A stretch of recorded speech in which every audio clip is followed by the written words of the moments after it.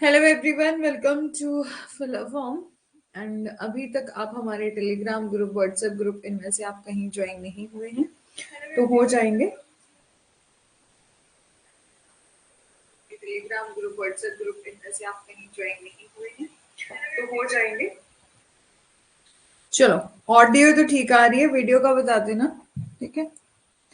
और 1 minute wait कर लेते हैं, तब तक बाकी सभी स्टूडेंट्स आ जाएं जो भी ज्वाइन करना चाहते हैं क्लास को।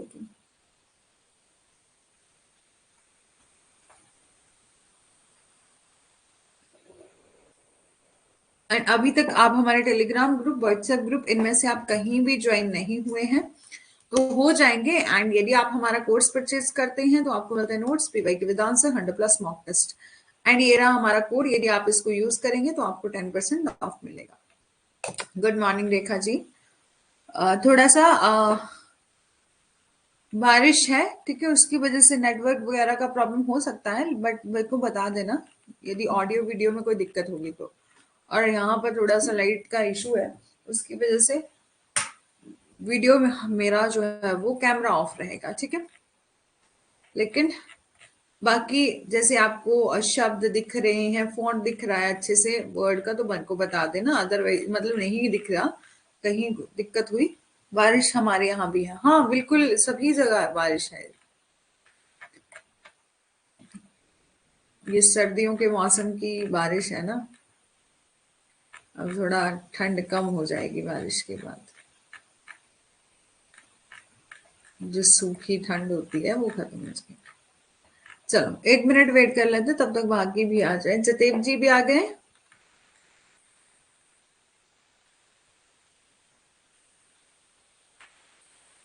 गुड मॉर्निंग जतेब जी। आपके यहाँ भी हो रही है बारिश?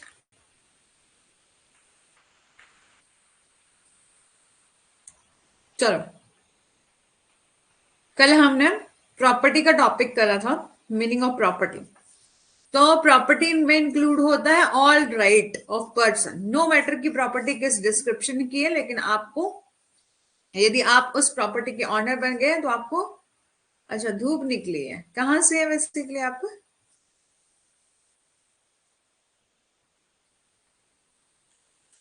चलो, तो प्रॉपर्टी में इंक्लूड होता है all legal right of person, no matter what his description, की प्रॉपर्टी कैसी है कैसी नहीं है, लेकिन आपको, आप यदि ऑनर बन जाते हो उस प्रॉपर्टी के तो आपको ढेर सारे राइट जो है वो मिल जाते हैं, ठीक है। और अकॉर्डिंग टू लॉ के इनका मानना है कि एवरी, अच्छा MP, every man has property, हर एक पर्सन के पास प्रॉपर्टी होती है और हर एक इंडिविजुअल का राइट होता है कि वो अपनी प्रॉपर्टी रख सकता है, ठीक है। और उसके अलावा हमने काइंड ऑफ प्रॉपर्टी डिस्कस किया था, जिसमें हम कॉर्पोरियल और इनकॉर्पोरियल प्रॉपर्टी डिस्कस किया था। कॉर्पोरियल ऐसी property which can not seen, sorry, which can seen और touch, that property, that is corporeal. And incorporeal जिसको आप टच नहीं कर सकते, जिसको आप सीन नहीं कर सकते, नॉर विजिबल है ये, कि जिसको आप देख नहीं सकते, और इसके अलावा इनटेंजिबल इन नेचर ऐसी प्रॉपर्टी होती है, उससे हम निराकार या इनकॉर्पोरियल प्रॉपर्टी कहते हैं, ठीक है। और कॉर्पोरियल प्रॉपर्टी के एग्जांपल हमने डिस्कस किए थे, जैसा कि जिसको आप देख सकते हो, जिसको आप टच कर सकते हो, जैसे लैंड, हाउस, मनी, ऑर्नामेंट, ये सब आपका कॉर्पोरियल ऑनरशिप, कॉर्पोरियल प्रॉपर्टी में आता है।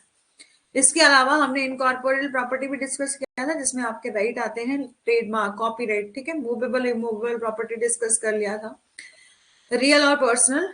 और इसके अलावा राइट इन री प्रॉपरिया, यानी कि जब आपको अपनी प्रॉपर्टी पर जब राइट मिलते हैं तो उसे री प्रॉपरिया कहा जाता है। राइट इन री एलिनिया, जब आपको किसी दूसरे पर्सन की प्रॉपर्टी पर जब राइट मिलते हैं, जैसे कि लीज पर ले लिया, सर्विट्यूट की, आप बहुत टाइम तक उस प्रॉपर्टी को आपने जो है वो पोजेशन बना के रखा और बाद में आपने बोला कि मेरे को इसका टाइटल दे दिया जाए, ठीक है। इसके अलावा सिक्योरिटी, फिर हमने डिस्कस किया था कि mode of acquisition of property क्या क्या है। तो सबसे पहले पोजेशन, पोजेशन से जो है वो आप एक्वायर कर सकते हैं प्रॉपर्टी।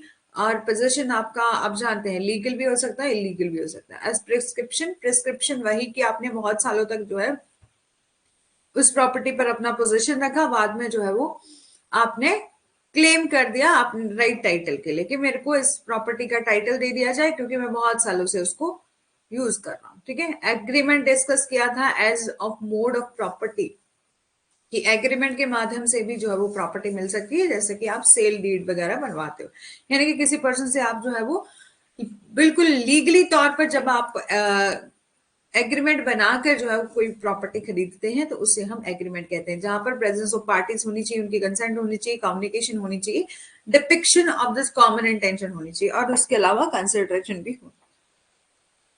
इनहेरिटेंस, इनहेरिटेंस में आता है सबसे पहले आपका इंटरस्टेट एंड टेस्टामेंट्री। इंटरस्टेट में क्या होता है, विरासत के रूप में ऑटोमेटिक उत्तराधिकारियों को प्रॉपर्टी मिल जाती है, जो लीगल हायर्स होते हैं उनको क्या मिल जाती है, प्रॉपर्टी मिल जाती है। लेकिन टेस्टामेंट्री में विल के अकॉर्डिंग, जैसे विल बनाई होगी तो जो भी पर्सन जिन्होंने विल बनाई है उनकी डेथ हो जाएगी, उसके बाद वो प्रॉपर्टी जो है उसके फेवर में उसको चली जाएगी जिसके फेवर में विल बनाई है। ठीक है, लास्ट देखा था हमने गिफ्ट। गिफ्ट भी as mode of acquisition of property है, जिसमें जो ट्रांसफर करने वाला होता है उसे डोनर कहा जाता है, डोनी कहा जाता है ट्रांसफरी को। थ्योरी ऑफ प्रॉपर्टी देखा था, नेचुरल थ्योरी हमने डिस्कस कर लिया था, जिसमें कोई ऐसी प्रॉपर्टी है जो कि पहले से ऑनरलेस है और हमने उसको बिल्कुल इंडिविजुअल लेबर से जो है वो अर्न किया उस प्रॉपर्टी को, उसे नेचुरल थ्योरी कहा जाता है। मेटाफिजिकल थ्योरी, मेटाफिजिकल थ्योरी में ऐसा माना जाता है कि एक पर्टिकुलर थिंग है जिस पर आपको राइट मिला है, जैसे कि आप ऑनर बन गए तो आप अपनी प्रॉपर्टी से इस तरह से कनेक्टेड है कि यदि आपकी विदाउट कंसेंट कोई प्रॉपर्टी को लेना चाहे तो आप उसको इंजर करने के लिए तैयार हो जाते हैं। ठीक है, in the simple word, property the object on which a person has liberty, यानी कि सिंपल वर्ड में आप ये कह सकते हैं कि प्रॉपर्टी एक ऐसा ऑब्जेक्ट है जिस पर आपको बहुत ढेर सारे राइट मिल जाते हैं, यानी कि आप अपनी प्रॉपर्टी को किसी भी तरह से डाइवर्ट कर सकते हैं, डायरेक्ट कर सकते हैं कि मेरे को ये प्रॉपर्टी इस पर्पज के लिए यूज करनी है। ठीक है, फिर आपका हिस्टोरिकल, हिस्टोरिकल में हमने देखा था कि काफी ज्यादा धीरे धीरे जो है वो इस प्रॉपर्टी वाले कंसेप्ट की ग्रोथ हुई। सबसे पहले ग्रोथ हुआ है प्राइवेट प्रॉपर्टी का। ठीक है, कि सबसे पहले फर्स्ट स्टेज थी कि पहले सबने क्या किया था, पोजीशन एस्टैब्लिश किया था। ठीक है, दूसरी स्टेज क्या थी कि जब पोजीशन हो गया तो कहीं ना कहीं जो है वो लोगों में एक पोजीशन को एक लॉ के माध्यम से, मतलब पोजेशन या फैक्ट यानी कि कानूनी अवधारणा जो है वो दूसरी चरण में आ गई। एंड थर्ड में क्या हो गया, सभी लोग, जितने भी लोग जिन्होंने पोजेशन किया था वो सब ज्वाइंट फैमिलीज में रहते थे, ज्वाइंट प्रॉपर्टी का कंसेप्ट था। जैसे ही फैमिलीज में पार्टीशन होना स्टार्ट हो गया तो इंडिविजुअल प्रॉपर्टी का कंसेप्ट जो है वो कम इंटू फोर्स में आ गया। ठीक है, अब है आपका साइकोलॉजिकल थ्योरी, मनोवैज्ञानिक थ्योरी। उसमें बोला जाता है कि एक, इसमें बेंथम ने कहा है कि प्रॉपर्टी इज नथिंग, प्रॉपर्टी कुछ नहीं है बल्कि क्या है, एक more than the basis of certain expectation है, कि इंसान बहुत कुछ सोचता है, बहुत कुछ सोचता है। जैसे हम सोचते हैं कि जैसे हमें जॉब मिलेगी, हम बढ़िया जो है वो अपना घर बनाएंगे, गाड़ी लेंगे, तो एक्सपेक्टेशंस है ना। तो बोले only property is nothing but more than the basis of certain expectation of deriving their after certain advantage by a thing of reason. Psychological theory, psychological theory में ये बोला जाता है property should not be considered in the term of private right. ठीक है, but एक institute मतलब एक सोशल फंक्शन है। ठीक है, और इस एक ऐसा इंस्टीट्यूशन है जो कि सिक्योर करता है मैक्सिमम इंटरेस्ट। ठीक है, इसके अलावा हमने पॉजिटिव थ्योरी डिस्कस किया था जिसमें ये बोला गया था कि according to this theory property result है इंडिविजुअल लेबर का। जिस भी व्यक्ति ने अपनी लेबर से, अपनी मेहनत से जो है वो उस प्रॉपर्टी को नहीं कमाया है तो वो, ठीक है, तो उसको, उसके पास इतना मॉरल राइट नहीं है उस प्रॉपर्टी को रखने का। यही वो कंसेप्ट था जिसको हम कल डिस्कस कर रहे थे। और एक एग्जाम्पल दिया था मैंने फोन का और फिर मैं खुद कंफ्यूज हो गई क्योंकि मेरे को याद नहीं रहा था कि फोन का बिल मेरे पास है भी नहीं तो इसलिए थोड़ा सा यहाँ पर डिस्ट्रैक्ट हो गया था। ठीक है, तो पॉजिटिव थ्योरी में हमने डिस्कस किया था, अकॉर्डिंग टू हिम इस थ्योरी में बोला जाता है कि प्रॉपर्टी क्या है, रिजल्ट ऑफ इंडिविजुअल लेबर है, कि जिस व्यक्ति ने इंडिविजुअल लेबर से जो है वो उस प्रॉपर्टी को कमाया है, और ऐसे व्यक्ति के पास बिल्कुल इस प्रॉपर्टी का राइट नहीं है यदि उसने खुद से पर्सनल एफर्ट्स और पर्सनल लेबर करके जो है वो उस प्रॉपर्टी को नहीं कमाया। ठीक है। इट मीन्स कि जिसने खुद से मेहनत करके उस प्रॉपर्टी को नहीं लिया है, उस पर कोई मॉरल राइट जो है वो उस प्रॉपर्टी पर नहीं रहता। ठीक है, ये सब हमने डिस्कस कर लिया था। लेबर थ्योरी में हमने डिस्कस किया था कि लेबर थ्योरी में रिकॉग्नाइज किया जाता है role of labour for adequate reward, कि व्हेन अ पर्सन एक्वायर करता है प्रॉपर्टी, वो एंटाइटल है इन एक्सक्लूसिवली, वो ऑनर बन, मतलब एक्सक्लूसिवली जब वो प्रॉपर्टी एक्वायर कर लेता है, ऑनर बन जाता है, तो उसको बहुत ज्यादा राइट मिल जाते हैं, एब्सोल्यूट राइट मिल जाते हैं। और ये इस थ्योरी में बिलीव किया जाता है कि प्रॉपर्टी क्लेम की जा सकती है on the exclusive basis of one's work which produce that property. ठीक है, ये हमने कंप्लीट डिस्कस कर लिया था। इसके अलावा ऑनरशिप का भी काफी कुछ हमने डिस्कस कर लिया था। तो ऑनरशिप में हमने डिस्कस किया था कि ऑनरशिप जो है वो आपकी जब प्रॉपर्टी होगी, प्रॉपर्टी आपके नाम आ जाएगी, यानी कि आपके नाम हो जाएगी, आपको राइट टाइटल उसका मिल जाएगा, है ना, लीगल तौर पर आपने बिल्कुल उसको अपने नाम करवा लिया कानूनी तरीके से। ठीक है, आप क्या बन गए, ऑनर बन गए। जब आप ऑनर बन गए तो आपको मिल गए बंडल ऑफ राइट। ठीक है, तो पहले हम देखें पुराने हिस्ट्री के कुछ हिस्ट्री में जाए तो पहले ऐसा कुछ ऑनरशिप का कंसेप्ट नहीं था। सबसे पहले बोला कि पहले वाले लोग क्या करते थे, कल्टीवेशन करते थे, खेती बाड़ी करने के पर्पज से जो है वो उस प्रॉपर्टी का यूज करते थे। धीरे धीरे जो है वो ownership never cross through the mind, पहले वाले लोगों में कोई भी ऐसी अवधारणा नहीं थी कि उन्हें ऑनरशिप चाहिए प्रॉपर्टी पर। अब देखो कि अब तो ऑनरशिप को लेकर इतनी ज्यादा लड़ाइयां होती हैं, भाई भाई दुश्मन बने पड़े हैं, लेकिन पहले ऐसा सिस्टम बिल्कुल नहीं था। सिर्फ लोग क्या करते थे, कल्टीवेशन और सिविलाइजेशन के पर्पज से ही जो है वो उस प्रॉपर्टी का यूज करते थे। फिर धीरे धीरे कंसेप्ट ऑफ पोजीशन फॉर्मुलेट हुआ कि जितने लोगों ने उस जितनी प्रॉपर्टी पर जो है वो कल्टीवेशन कर रहे हैं, यानी कि खेती बाड़ी उस पर्टिकुलर पोर्शन पर कर रहे हैं, उसी को ही क्या दे दिया गया, पोजीशन दे दिया गया। मतलब पोजीशन उन्होंने ऑटोमेटिक, अब उसका फिजिकल कंट्रोल हो गया। पोजीशन माने फिजिकल कंट्रोल दैट उस प्रॉपर्टी पर। ठीक है, तो जब आप कल्टीवेशन कर रहे थे यानी कि खेती कर रहे थे, तो ऑटोमेटिक आपका क्या हो गया, पोजीशन हो गया। फिर धीरे धीरे लोगों में थोड़ी सी अवेयरनेस आई और आपका ऑनरशिप वाला कंसेप्ट भी जो है वो निकल के आया। तो पोजेशन क्या है, एक फर्स्ट स्टेप होता है जब भी आप किसी प्रॉपर्टी को ओन करना चाहते हैं, ऑनर बनना चाहते हैं तो। ठीक है, और अरे हमने केस डिस्कस किया था, सुप्रीम कोर्ट ऑफ इंडिया के द्वारा दिया गया केस है Gurudutt Sharma versus state of Bihar. जिस केस में बोला गया था कि एक पर्सन यदि वो ऑनर बन जाता है ना उस प्रॉपर्टी का, तो उसको सम ऑफ बंडल ऑफ राइट मिल जाते हैं। इन केस वो टेंजिबल प्रॉपर्टी है, वुड इंक्लूड जिसमें राइट ऑफ पोजीशन, यानी कि आपको बिल्कुल पोजीशन का कब्जा रखने का अधिकार है, एंजॉय करने का अधिकार है, डिस्ट्रॉय करने का, राइट टू रिटेन करने का अधिकार है, राइट टू एलिनेट करने का भी अधिकार है। यानी कि आपको ढेर सारे जो है वो बंडल ऑफ राइट जो है वो मिल जाते हैं, है ना। आप जिस तरीके से आप इसको यूज करो, मिस यूज करो, and along the clear concept of property come the idea of possession and ownership. Ownership under jurisprudence हम देखें तो ज्यूरिस्प्रूडेंस, ऑनरशिप एक बहुत ही प्योरली लीगल कंसेप्ट है, यानी कि ऑनर आप तभी बनते हो जब आप कानूनी जो भी फॉर्मेलिटीज होती है उसको फुलफिल करते। देखो कि मान लीजिए आप किसी गाड़ी को खरीदने के लिए जा रहे हैं, है ना, तो आप बिल्कुल वहां पर लीगल डॉक्यूमेंट बनाएंगे, अपने नाम गाड़ी होगी, है ना, तभी हम कहेंगे कि आप ऑनर हैं। अदरवाइज थोड़ी ना कहेंगे जब तक आप अपनी लीगल फॉर्मेलिटी को पूरा नहीं कर लेते हो। तो ऑनरशिप क्या है, प्योरली लीगल कंसेप्ट है। ऑनरशिप मीन आपको राइट मिल जाते हैं विच अवेल अगेंस्ट एवरीवन, कि आप जब ऑनर बन गए तो आपको कोई भी एवरीवन, कोई भी पर्सन, ठीक है, कोई भी पर्सन जो है वो आपको उस प्रॉपर्टी को यूज करने, मिस यूज करने से कोई नहीं रोकेगा, यानी कि आपको फुल एब्सोल्यूट ऑनरशिप उस प्रॉपर्टी पर मिल गई। Who is subject to the law conferring the right to put thing, जैसे कि यूजर ऑफ इनडेफिनेट नेचर, कि आपको राइट मिल गया इनडेफिनेट नेचर तक जो है उसको यूज करने का। इनडेफिनेट नेचर का क्या मतलब, a right indefinite in point of user, यानी कि आपको ढेर सारे राइट मिल गए, आप कितने ही टाइम तक, इनडेफिनेट टाइम तक जो है उसको यूज कर सकते हैं। Unrestricted in point of disposition, की आपको कोई नहीं रोकेगा यदि आप उसको डिस्पोज ऑफ भी करना चाहें, खत्म भी करना चाहें उस प्रॉपर्टी को तो। एंड आप unlimited in point of duration, मतलब आप जितने मर्जी टाइम तक उसको यूज करना चाहें आप कर सकते हैं, जब आपको फुल ऑनरशिप मिल जाती है। तो ऑनरशिप जो है वो एक लीगल राइट है, यानी कि ownership mean having legal right over something, जब आपको किसी चीज पर कानूनी अधिकार जो है वो मिल जाता है।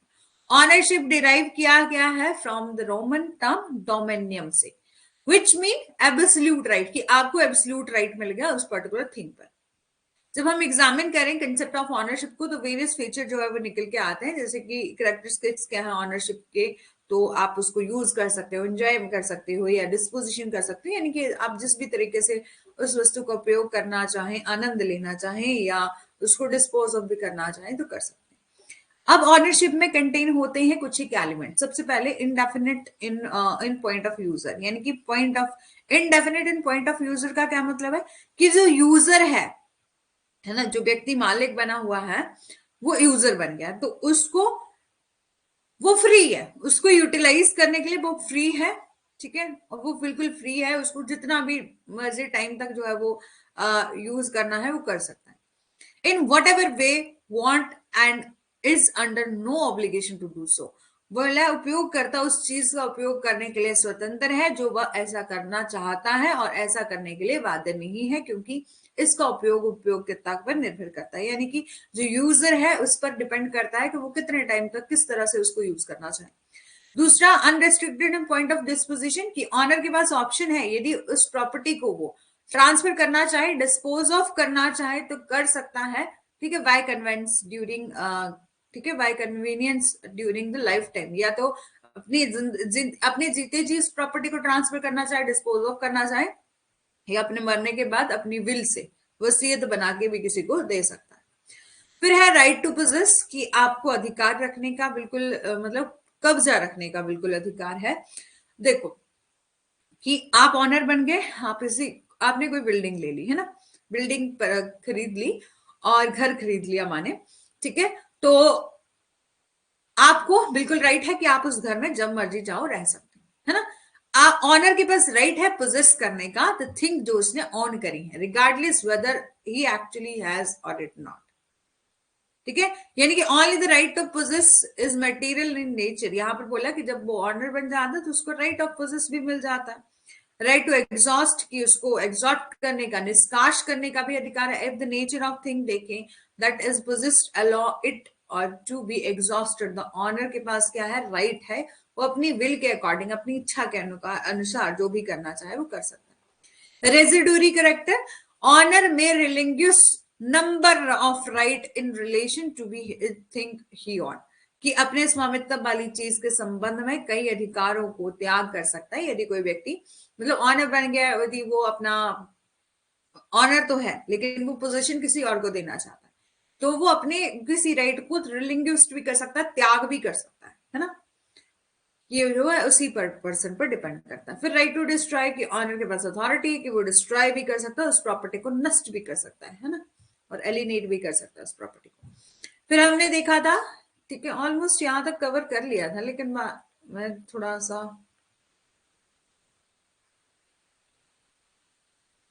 हाँ यहीं तक कवर किया था, ज्यादा नहीं किया था ना।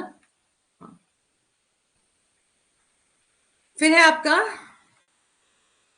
टाइप ऑफ एक्वायरिंग ऑनरशिप, आप किस किस तरह से एक्वायर कर सकते हैं ऑनरशिप। तो सबसे पहले ओरिजिनल ऑनरशिप, कि आप ऐसी प्रॉपर्टी के ऑनर बने जो कि पहले से क्या थी, ऑनरलेस थी, यानी कि आपने ओरिजिनल में उसको, इसका पहले कोई ऑनर नहीं था, आपने उसको एक्वायर करा उस ऑनरशिप को, ठीक है, ऑनरशिप एक्वायर करी थ्रू पोजीशन, यानी कि पहले से किसी पर्सन का पोजीशन नहीं था, पहले से कोई ऑनर नहीं था उस प्रॉपर्टी का, ठीक है, आपने पोजीशन लिया, उसके बाद जो है वो ऑनरशिप को क्लेम किया। डेरिवेटिव ऑनरशिप में क्या होता है, आप किसी पुराने वाले ऑनर के पास जाते हो कि भैया मेरे को इस प्रॉपर्टी की नीड है, यदि आप देना चाहो तो दे सकते हो, तो आप जो है वो this mode of owner, this mode the owner acquire करता है ownership by purchasing from the original or previous owner. The acquisition of ownership is done strictly by lawful means, ठीक है। अब टाइप ऑफ ऑनरशिप, तो corporeal incorporeal ownership, अब आपने property समझ लिया है, कॉर्पोरियल और इनकॉर्पोरियल प्रॉपर्टी क्या होती है। कॉर्पोरियल प्रॉपर्टी ऐसी प्रॉपर्टी जिसको आप टच कर सकते हो, जिसको आप सीन कर सकते हो, यानी कि टेंजिबल नेचर में जो ऐसी प्रॉपर्टी होती है, ठीक है, तो उसे हम incorporeal property, sorry corporeal property कहते हैं। जब आपको कॉर्पोरियल प्रॉपर्टी पर ऑनरशिप मिलेगी तो वो कॉर्पोरियल ऑनरशिप कहलाएगी, एंड दूसरा इनकॉर्पोरियल ऑनरशिप। इनकॉर्पोरियल ऑनरशिप ऐसी प्रॉपर्टी जिस पर आप उसको देख नहीं सकते, जिसको आप टच नहीं कर सकते, जो कि इंटेंजिबल इन नेचर होती है, तो वो आपकी इनकॉर्पोरियल प्रॉपर्टी होती है। अब आपको इनकॉर्पोरियल प्रॉपर्टी पर ऑनरशिप मिली तो वो आपका क्या आ जाता है, इनकॉर्पोरियल ऑनरशिप। समझ आ गया? कॉर्पोरियल ऑनरशिप कंप्राइज करता है जैसे कि आपके हाउस हो गया, टेबल हो गया, ऑटोमोबाइल हो गया, ठीक है, जिसको आप टच कर सकते हो, जिसको आप सील कर सकते हो। इनकॉर्पोरियल के क्या कुछ एग्जांपल हैं, जैसे कि trademark, copyright and patent. Trust और बेनिफिशियल ऑनरशिप। ट्रस्ट और बेनिफिशियल ऑनरशिप में क्या क्या आता है? ट्रस्ट एक, जब आप ना किसी ट्रस्टी को अपॉइंट करते हो, ट्रस्टी एक ऐसा पर्सन होता है जो कि रिस्पॉन्सिबल होता है for such duty, and his ownership is referred to as a trust ownership. Trust और beneficial ownership, the property possess की जाती है टू पीपल के द्वारा who is required to use its own benefit. जब कोई पर्सन जो है किसी दूसरे पर्सन के बेनिफिट के लिए वो जो है वो प्रॉपर्टी रखता है, तो उसे ट्रस्ट ऑनरशिप या ट्रस्टी उसे कहा जाता है, जब वो रिस्पॉन्सिबल होता है किसी दूसरे पर्सन की ड्यूटी को फुलफिल करने के लिए, उसे ट्रस्ट ऑनरशिप कहा जाता है। बेनिफिशियल ऑनरशिप या बेनिफिशियरी हम उस व्यक्ति को कह सकते हैं, उस इंडिविजुअल कह सकते हैं, जो कि क्या करता है, who will profit from the property. वो क्या करता है, प्रॉफिट अर्न करना चाहता है उस प्रॉपर्टी से खुद के अपने पर्पस के लिए। इंडिविजुअल प्रॉफिट अर्न करता है खुद के बेनिफिट के लिए, ठीक है, तो वो आता है आपका बेनिफिशियल ऑनरशिप, ठीक है, and this ownership is known as a beneficial ownership.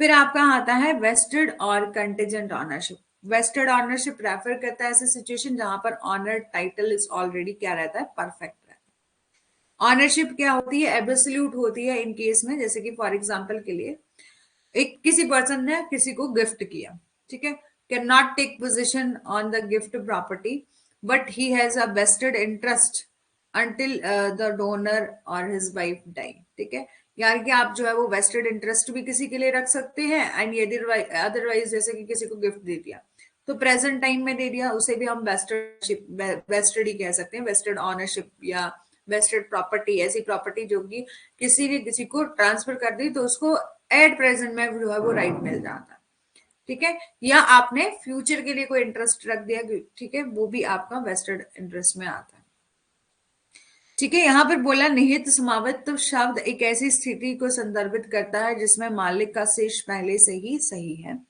इस मामले में स्वामित्व पूर्ण है। उदाहरण के लिए एक उपहार विलेख किया गया है जिसमें वह व्यक्ति जिसे उपहार दिया गया है उपहार संपत्ति का कब्जा नहीं ले सकता। जैसे कि आपने किसी का इंटरेस्ट देख दिया है ना, कि इस पर्सन को मैंने इस प्रॉपर्टी को गिफ्ट करना है, उसका इंटरेस्ट रखा, लेकिन उसका कब्जा नहीं ले सकता जब तक कि जो देने वाला है और उसकी पत्नी की मृत्यु नहीं हो जाती, तब तक वो तब तक उसका उसमें निहित हित जो है वो होता है।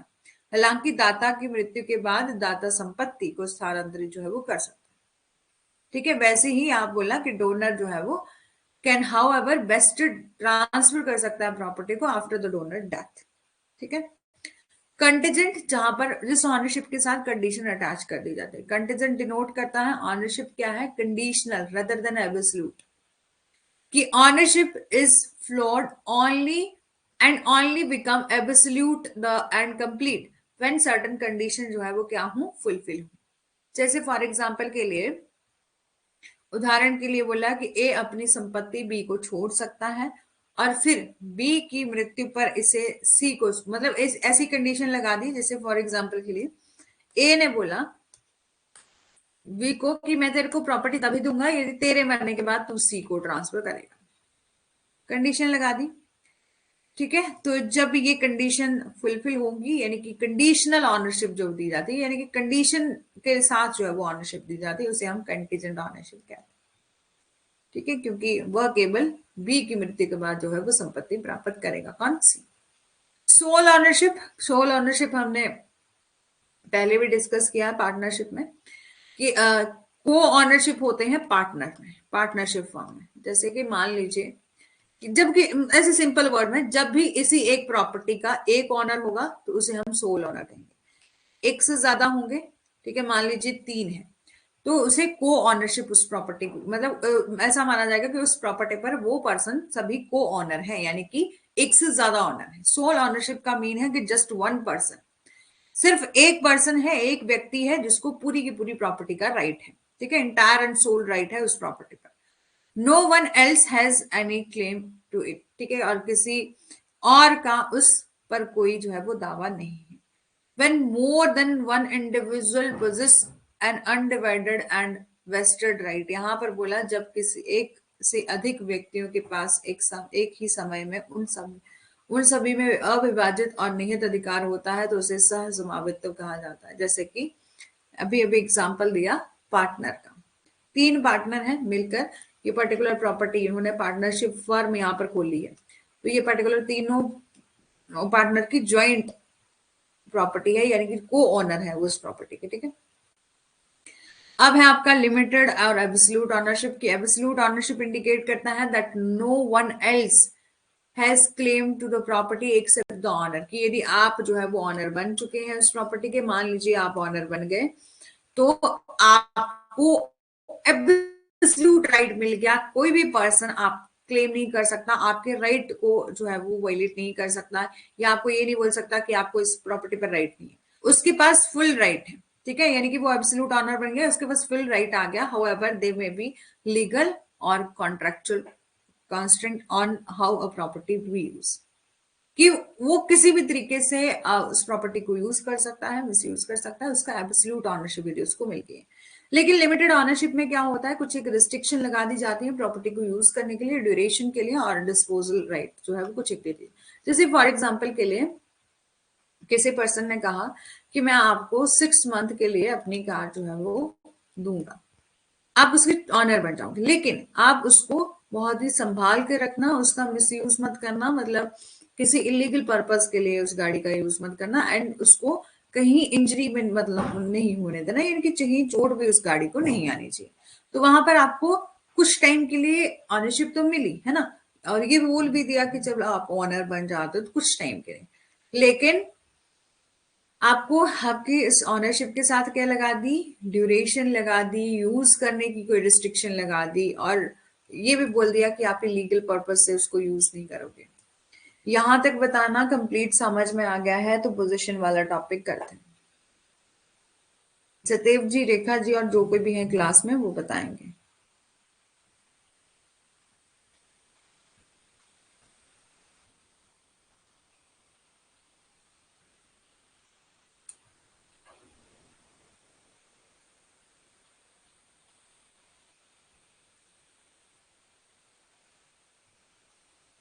जी मैम, क्लियर। जितेव जी बिल्कुल क्लियर है, बहुत बढ़िया। और कौन है क्लास में वो भी बता देंगे। ललिता जी हैं या प्रियंका जी हैं? पहले प्रियंका जी भी आ रहे थे, नए स्टूडेंट ना कोई। अब है आपका पोजीशन अंडर जुरिस्प्रूडेंस। अब हमने ऑनरशिप देख लिया, पोजीशन का क्या मीनिंग होता है, तो सिंपल वर्ड्स में मैं आपको बताऊं तो पोजीशन का मीनिंग होता है जब आपको उस प्रॉपर्टी पर आपका क्या हो, फिजिकल कंट्रोल।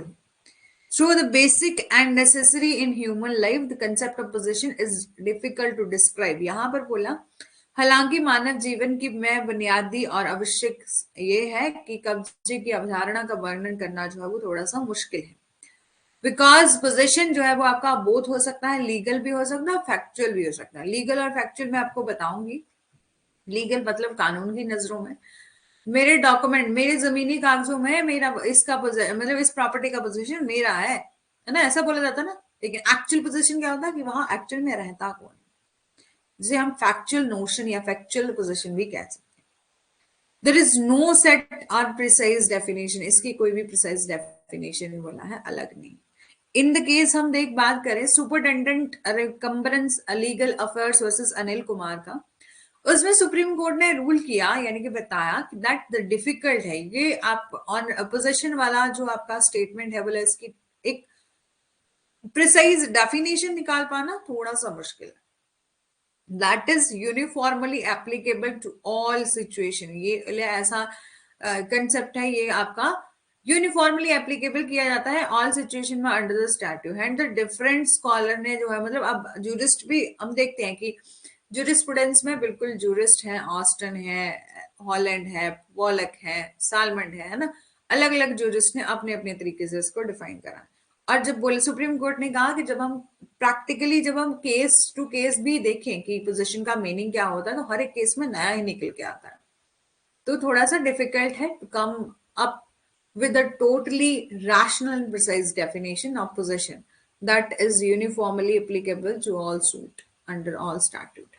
सालमन ने डिफाइन किया है, possession is continuing exercise of claim to the exclusive use of an object, कि कब्जा किसी वस्तु के अनन्य उपयोग के दावे का निरंतर क्या है, अभ्यास है। यानी कि पोजेशन जो है वो कंटिन्यू एक्सरसाइज किया जाता है। फ्रेडरिक पॉलक डिफाइन करते हैं, possession in the common speech a man is said to be possess, कि आम भाषा में बात करें, कॉमन स्पीच में हम बात करें तो एक आदमी को किसी भी चीज के कब्जे में कहा जा सकता है। यानी कि a man is said to be possess, to be in possession of anything which he has apparent control. जिस मतलब एक किसी इंसान को हम ये कह सकते हैं कि इसका इस प्रॉपर्टी पर पोजेशन है। कब कहेंगे? जब उसका उस प्रॉपर्टी पर अपरेंट कंट्रोल होगा, स्पष्ट नियंत्रण होगा, ठीक है, उसको यूज करने का। Which he has apparent power of excluding other, और ऐसी स्पष्ट शक्ति या अपरेंट नियंत्रण, अपरेंट कंट्रोल, फिजिकल कंट्रोल इस प्रॉपर्टी पर होगा जो कि बाकियों का नहीं होगा। ठीक है, यानी कि जब आपको उस प्रॉपर्टी पर फिजिकल कंट्रोल मिलता है, सिंपल वर्ड्स में बात करें, लेकिन ये डेफिनेशन है तो थोड़ा सा समझिए। हॉम्स डिफाइन करते हैं पोजीशन। पोजीशन का क्या मीनिंग है? To gain position a man must stand in a certain physical relation. कब्जा हासिल करने के लिए एक आदमी को वस्तु या बाकी दुनिया के साथ एक निश्चित शारीरिक संबंध में खड़ा होना चाहिए, यानी कि आपका फिजिकल रिलेशन होना चाहिए उस ऑब्जेक्ट के साथ। जिस भी प्रॉपर्टी पर आप पोजीशन लेना चाहते हैं उसका फिजिकल रिलेशन आपके साथ, मतलब फिजिकल पोजीशन जो है वो होना चाहिए। The rest of the word are must have the certain intent. Basically, possession is a control over a material for a limited time given by the owner.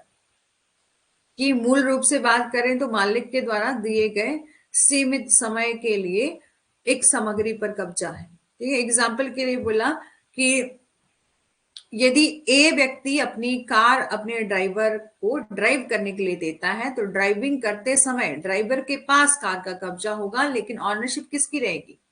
Ownership तो उसके ऑनर की ही रहेगी। ठीक है, जो कि जिनकी ये गाड़ी है। ठीक है,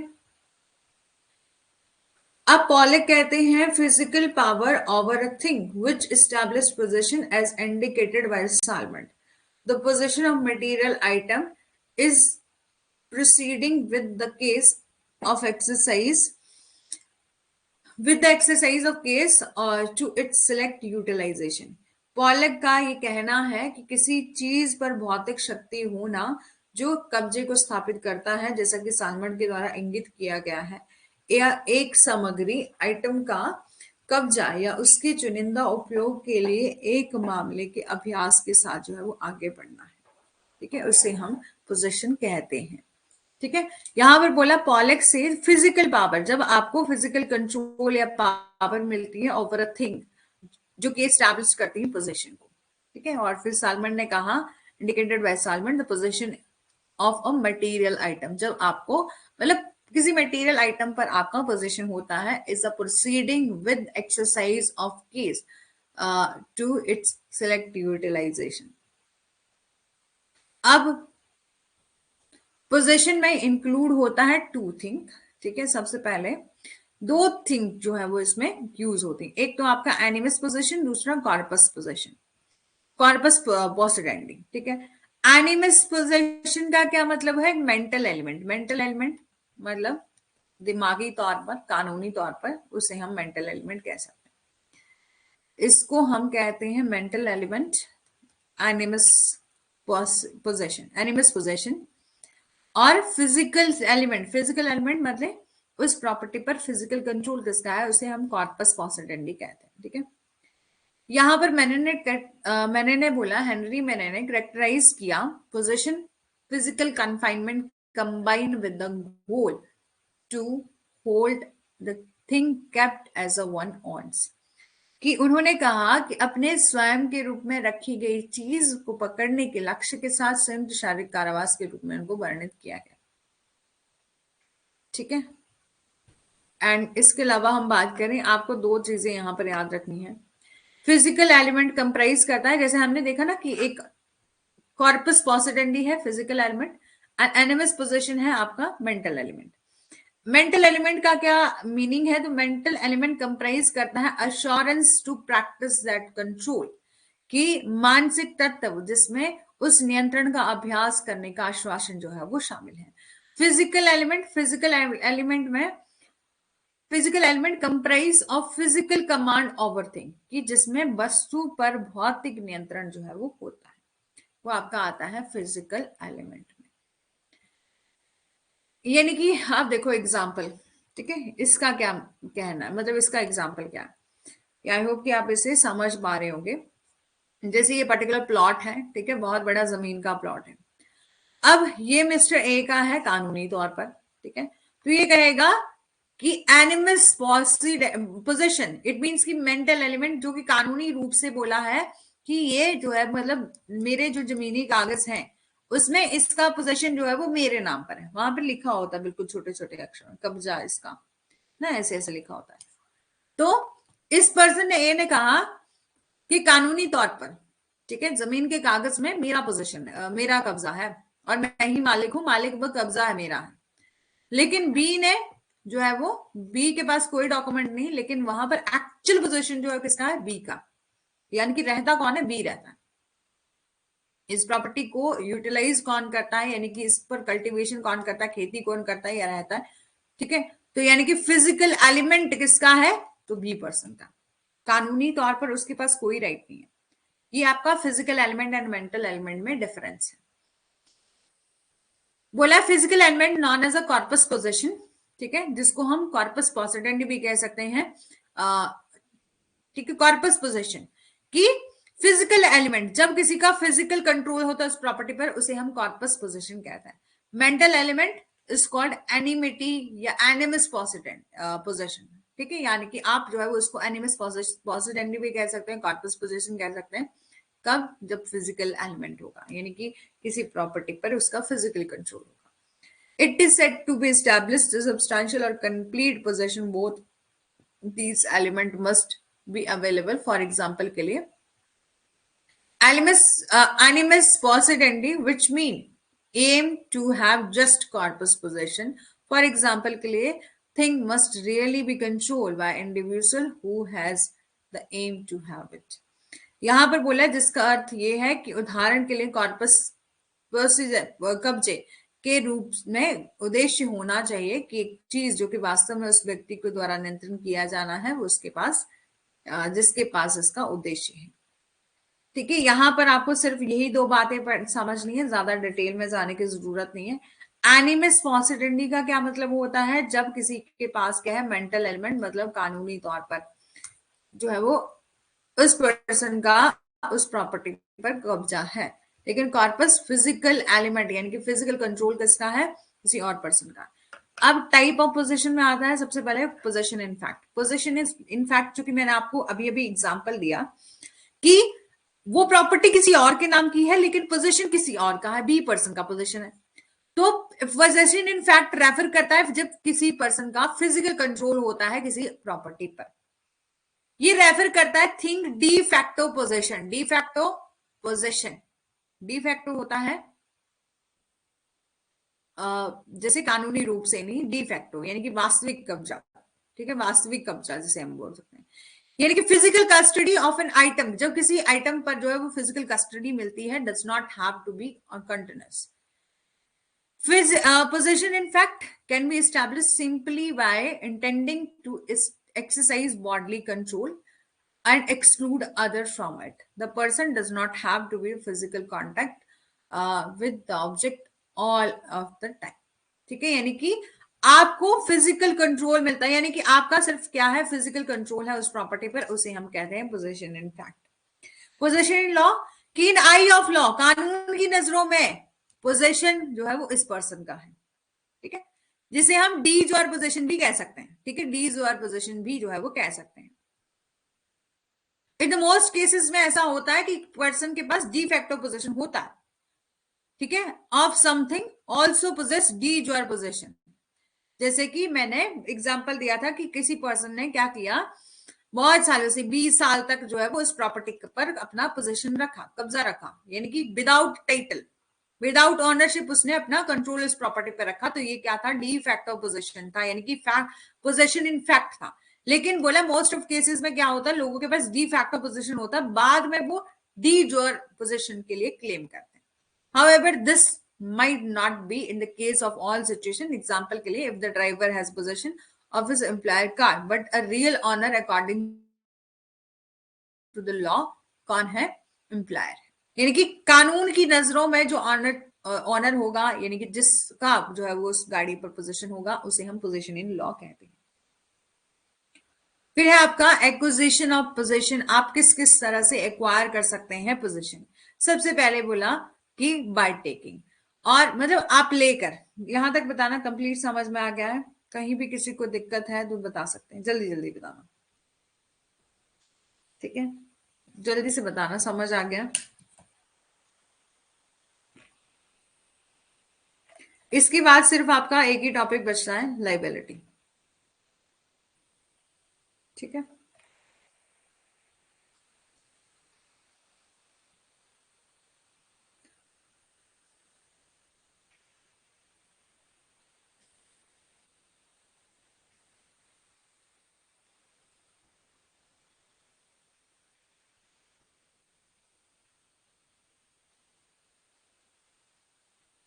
चलो फिर अब बोला है, नेक्स्ट है आपका एक्विजिशन ऑफ पोजीशन, कि आप किस तरह से जो है वो क्या कर सकते हैं, एक्वायर कर सकते हैं पोजीशन, किस तरह से ले सकते हैं।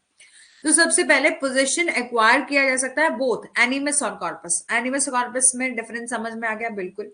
कॉर्पस माने फिजिकल कंट्रोल, एनिमस माने लॉ के, मतलब लॉ की नजरों में, नाई ऑफ लॉ, ठीक है। कॉर्पस माने फिजिकल कंट्रोल। तो सबसे पहले आता है बाय टेकिंग, कि आप लेके, बोले व्हेन समवन टेक एनीथिंग, जब कोई कुछ भी लेता है तो उसके पास कब्जा होता है। या तो वो कब्जा आपका राइटफुल तरीके से लिया जाए या रॉन्गफुल तरीके से। जैसे कि मैंने कहा कि पोजीशन आपका लीगल भी हो सकता है, इलीगल भी हो सकता है।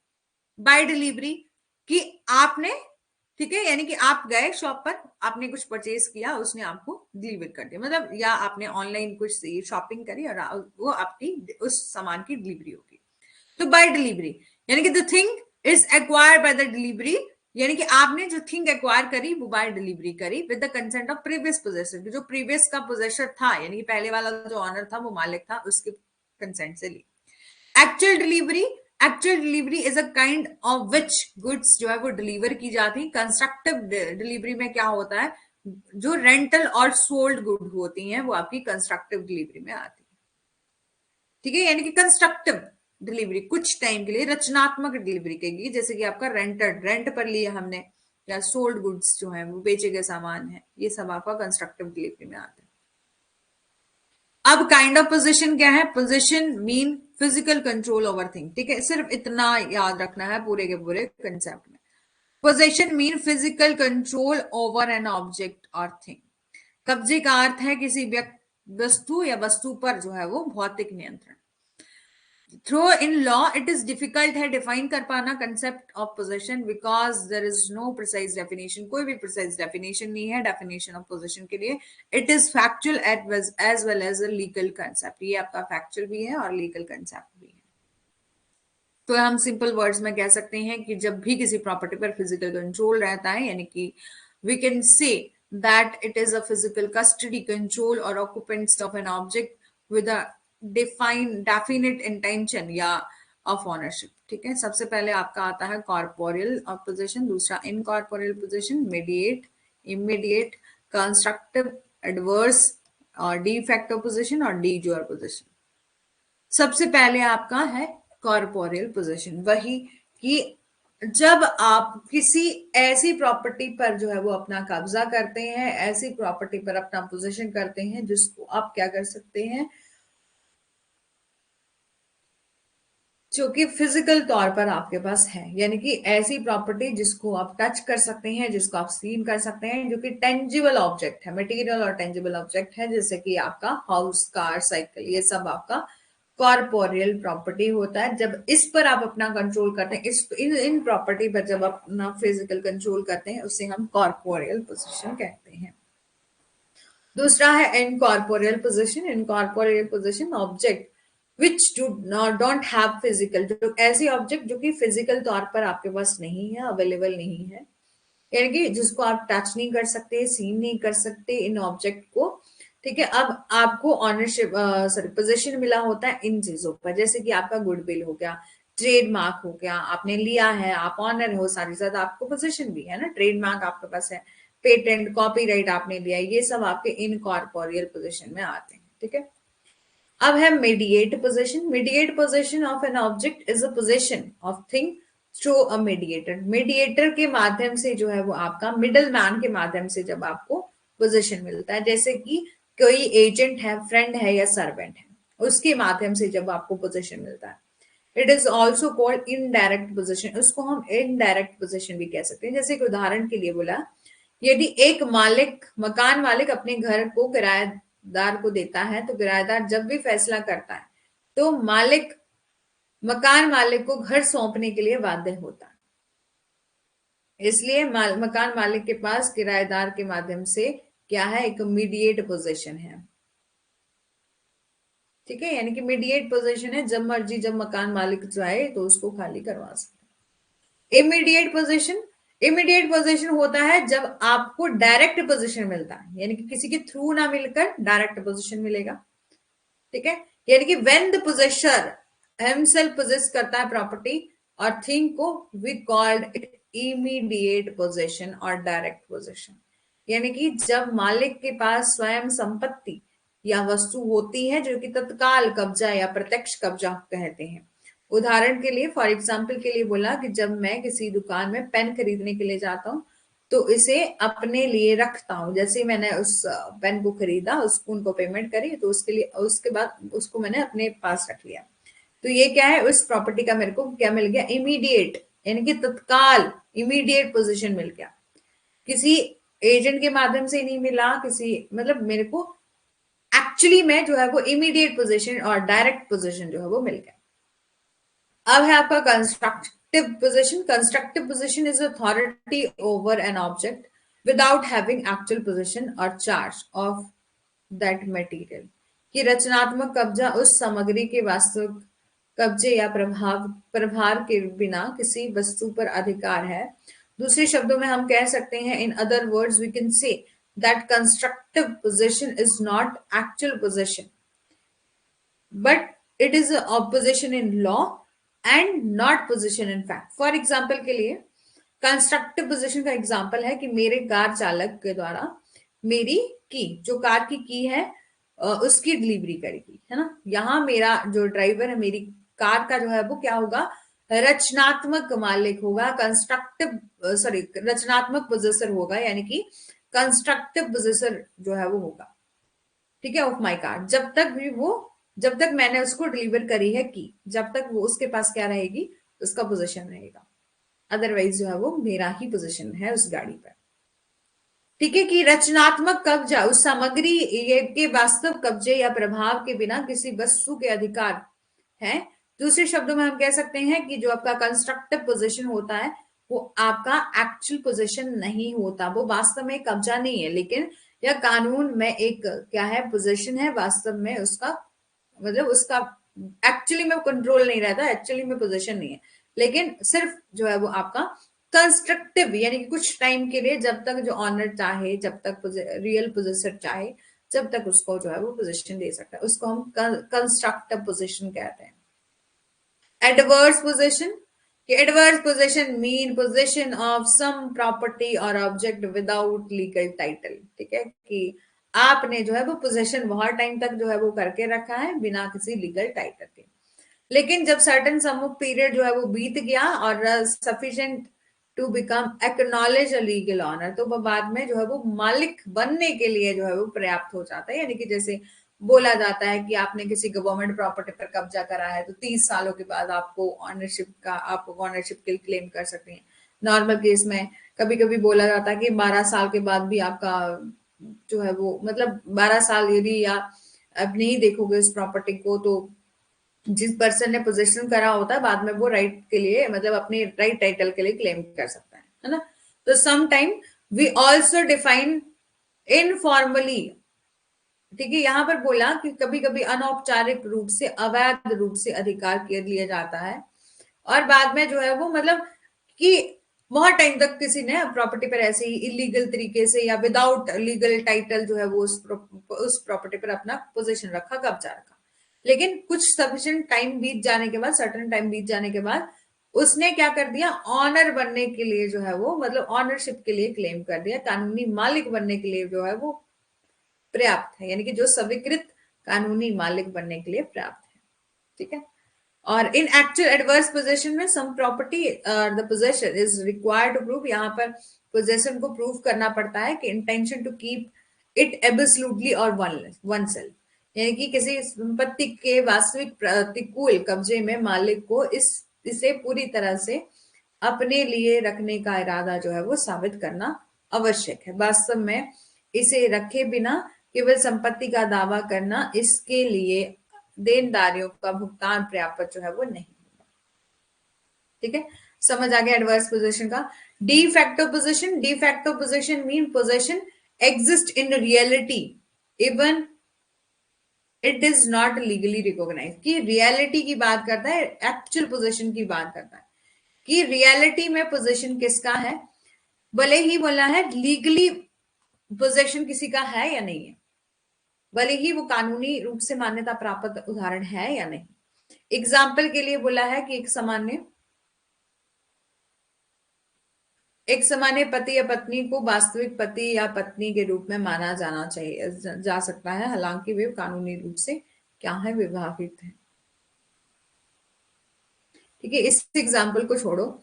जैसे कि आपका डी फैक्टो पोजीशन में आता है कि आपका एक्चुअल पोजीशन, जैसे ये पर्टिकुलर प्रॉपर्टी है उस पर एक्चुअल पोजीशन किसी और का है और कानूनी जो आपका मालिक है यानी वो कोई और है। ये ए पर्सन है जो कि आपका डी जोर पोजीशन जिसका है यानी कि लीगली तौर पर, लेकिन एक्चुअल यानी कि डी फैक्टो पोजीशन किसका है, बी का है, क्योंकि यहां पर कौन रहता है, बी रहता है, यानी कि एक्चुअल पोजीशन किसका है, बी का है। De facto possession mean possession which exist करता है इन रियलिटी में even if it is not legally recognise, भले ये कानूनी रूप से मान्यता प्राप्त हो या ना। अब है आपका D jure position. D jure position में क्या होता है, लॉफुल मीन यानी कि लॉफुल तरीके से, कानूनी तरीके से पोजीशन किसका है, ठीक है, किसका है, कानूनी तौर पर जो है जिसका है। ठीक है, यहां पर बोला कि कानून में वैध या कानून का मामला। ठीक है, यहाँ डी जोर लेटिन वर्ड है जिसका मीनिंग है in law. De jure possession are legally recognise, de jure possession बोला है कि लीगली रिकॉग्नाइज पोजीशन है रिगार्डलेस ऑफ वेदर, कि चाहे वो रियलिटी में उसका पोजीशन है या नहीं है, लेकिन कानून की नजरों में इन आई ऑफ लॉ जो है वो कानूनी रूप से किसी पर्सन का पोजीशन है तो हम उसको डी जोर पोजीशन कहेंगे। It is also known as a juridical possession meaning possession in eye of law, कानून की नजरों में किसका पोजीशन है। यहां पर एग्जाम्पल है कि घर का मालिक एक आदमी को रहने के लिए रोक सकता है। ठीक है, क्योंकि आपको जब डी जोर पोजीशन मिला होता है ना, कानूनी रूप से पोजीशन मिला होता है, तो आपके पास राइट होता है कि आप किसी को भी रोक सकते हो, लेकिन बिना इरादे के और अच्छे के लिए जो है वो छोड़ सकता है। ये क्या है, डी जोर पोजीशन है, यानी कि आपको जब कानूनी तौर पर जो है वो पोजीशन मिला है, कानूनी तौर पर आप मालिक हैं, तो आप जो है वो किसी को भी अलाउ कर सकते हैं, किसी को भी रिवोक मतलब रोक सकते हैं कि आपने यहाँ पर मत रहो। ठीक है, यहां तक बताना कंप्लीट समझ में आ चुका है। अब हम देखेंगे difference between ownership and position का। तो ऑनरशिप एक ऐसा एक्ट है जब ये राइट है जब कोई पर्सन ओन करता है something. Ownership is the act state और राइट ऑफ ओनिंग समथिंग, कि स्वामित्व किसी चीज के मालिक होने का कार्य या राज्य का अधिकार है। पोजेशन एक ऐसा एक्ट है स्टेट और right of having physical custody और कंट्रोलिंग समथिंग, कि पोजीशन में आपका सिर्फ क्या होता है, फिजिकल कस्टडी होती है, यानी कि फिजिकल पोजीशन किसी पर्सन का है, ठीक है। और आपको ये पता होगा कि आपका पोजीशन जो है वो आपका लीगली या इलीगली दोनों तरीके से जो है वो लिया जा सकता है। इसके अलावा कोई पर्सन जब ऑनर बन जाता है ना उस प्रॉपर्टी का, तो ऑटोमेटिक उसको राइट टू पोजीशन अपने आप आ जाता है। लेकिन किसी पर्सन ने पोजीशन लिया है तो वो ऑनर नहीं बन सकता ऑटोमेटिक, क्योंकि पोजीशन के लिए ऑनरशिप जो है वो आपका नहीं होता, यानी कि पोजीशन आपने लिया है, मान लीजिए किसी घर को आपने रेंट पर लिया है, तो क्या आप उसके मालिक बन सकते हो, ऑनरशिप आपको मिल सकती, नहीं मिल सकती। तो ऑनरशिप एक ऐसा एक्ट है जहां पर राइट मिलता है आपको, राइट ओनिंग समथिंग, एक मालिक होने के नाते, यानी कि मालिक होने का कार्य या अधिकार जो है आपको मिलता है। पोजेशन एक ऐसा एक्ट है, स्टेट और right of having physical custody और कंट्रोलिंग समथिंग की कब्जा, शारीरिक हिरासत और या किसी चीज को नियंत्रण करने का एक कार्य या राज्य का अधिकार है, ठीक है। अब है राइट, यहां पर बोला कि ऑनरशिप आपका ऑटोमेटिक राइट देता है पोजीशन का, राइट टू पोजीशन ऑटोमेटिक मिल जाता है, लेकिन पोजीशन जब आपको मिलता है तो आपको राइट ऑफ ऑनरशिप नहीं मिलता, ठीक है। आई होप कि आप डिफरेंस बहुत अच्छे से समझ पा रहे हो। फिर है आपका ownership always with the owner property, ownership जो है वो ऑलवेज ऑनर, जब आप ऑनर होंगे उस प्रॉपर्टी के तभी तो आपको ऑनरशिप मिलेगी, जब आप ऑनर ही नहीं हुए तो आपको स्वामित्व कहां से मिलेगा। लेकिन पोजीशन जो है वो कभी भी कहीं भी दिया जा सकता है, जैसे कहीं भी आप रेंट पर रह रहे हो, मान लीजिए आप, अब कुछ स्टूडेंट होंगे जो अभी पढ़ते हैं, है ना, किसी हॉस्टल में रह रहे हैं या पीजी लेकर रह रहे हैं, यानी कि रेंट पर रह रहे हैं, तो वहां पर उनका क्या है, पोजीशन है ना, सिंपल। तो possession can given to someone else, possession जो है किसी को भी दिया जा सकता है। क्लासिफिकेशन करी गई है, तो ownership can be classified, private ownership होती है, कलेक्टिव ऑनरशिप होती है, कॉमन ऑनरशिप होती है। लेकिन पोजीशन आपका एक्चुअल भी हो सकता है, कंस्ट्रक्टिव भी हो सकता है और क्रिमिनल भी हो सकता है, यानी कि आपराधिक तरीके से भी पोजीशन हो सकता है। यहां तक बताना कंप्लीट समझ में आ चुका है और हमारा टॉपिक कंप्लीट हो गया है, ठीक है।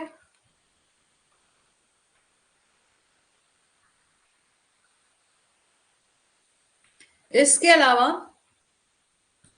मैंने इस संडे जो है वो क्लास ले ली थी, नेक्स्ट संडे से बोला है क्लास नहीं होगी, यानी कि संडे को क्लास नहीं हो सकती है ना। तो यदि फिर भी कभी ऐसा हुआ कि संडे को क्लास हुई तो मैं आपको अनाउंसमेंट में बता दूंगी, अदरवाइज जो है वो बोला संडे को क्लास नहीं होगी, ठीक है, ठीक है। Okay, thank you so much, और जल्दी से बताओ यहां तक समझ आ गया है।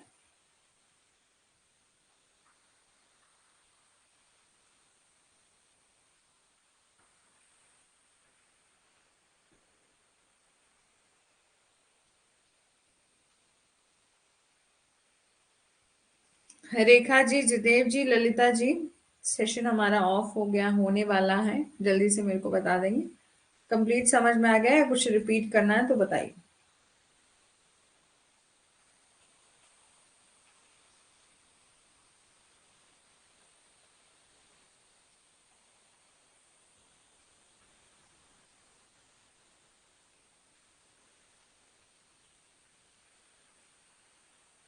क्लियर मैम, ठीक है। Okay, thank you so much to all of you.